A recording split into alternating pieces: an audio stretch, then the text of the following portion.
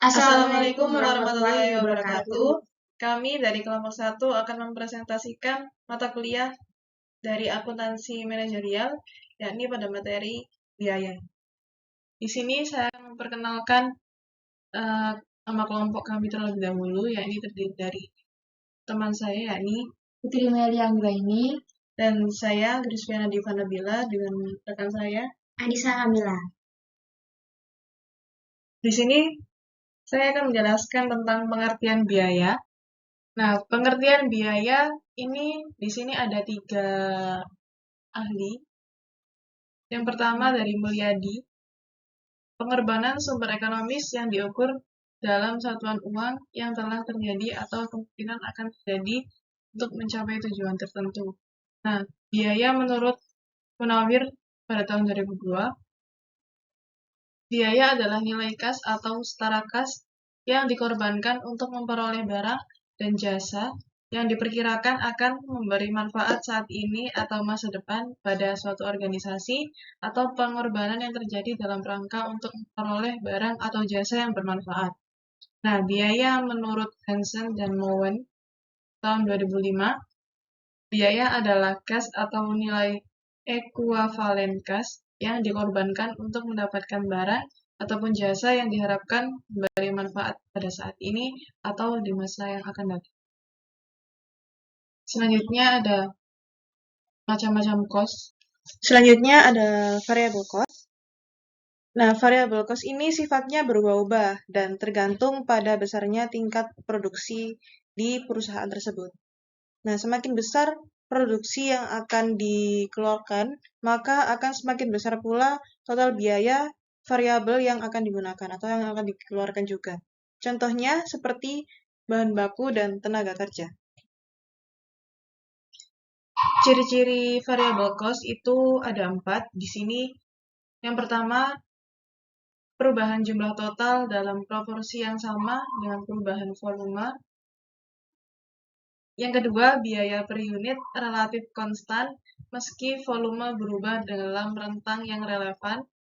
Ketiga, dapat dibebankan kepada departemen operasi dengan cukup mudah dan tepat. Dan yang terakhir ada dapat dikendalikan oleh seseorang pada departemen tertentu. Selanjutnya ada jenis variable cost. Di sini ada 2 jenis variable cost. Yang pertama ada engineered variable cost.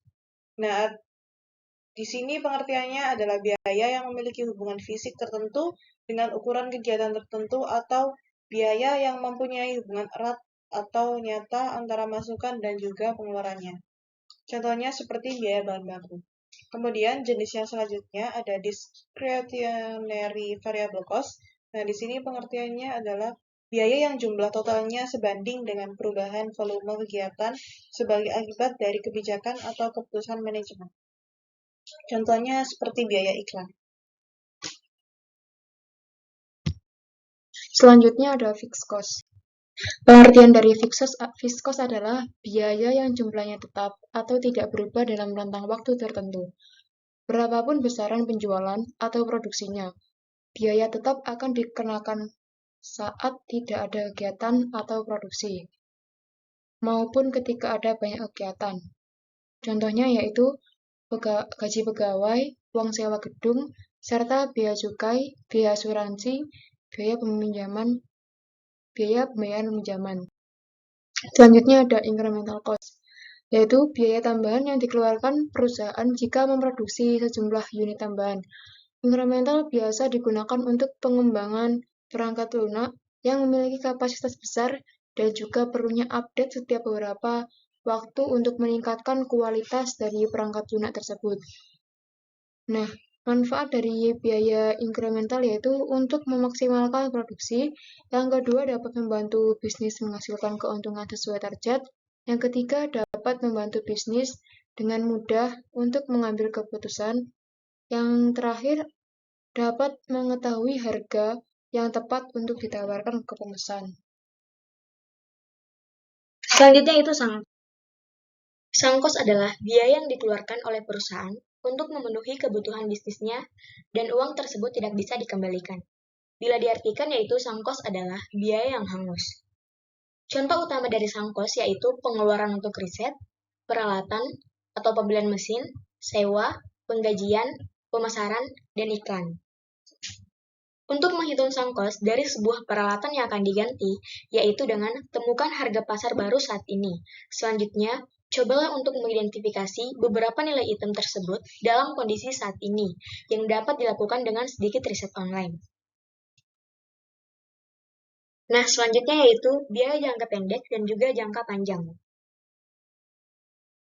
Jangka pendek adalah produksi dalam kurun waktu kurang dari setahun, sementara jangka panjang adalah produksi dalam kurun waktu lebih dari setahun. Tujuan jangka pendek adalah sesuatu yang ingin Anda capai segera. Sedangkan untuk jangka panjang yaitu sesuatu yang membutuhkan waktu lama untuk Anda capai. Tujuan jangka panjang dan jangka pendek dapat membantu dalam karir Anda. Nah, untuk jangka pendek yaitu biaya yang menunjukkan sebagian faktor produksi tidak dapat ditambah jumlahnya. Ini adalah biaya yang dibuat hanya sekali dan tidak dapat dipulihkan, seperti upah, biaya bahan baku, tagihan listrik, dan sebagainya. Untuk jangka panjang yaitu biaya rata-rata yang paling minimum untuk berbagai tingkat produksi apabila perusahaan dapat selalu berubah kapasitas produksinya. Contohnya, termasuk keputusan untuk membuka cabang perusahaan baru.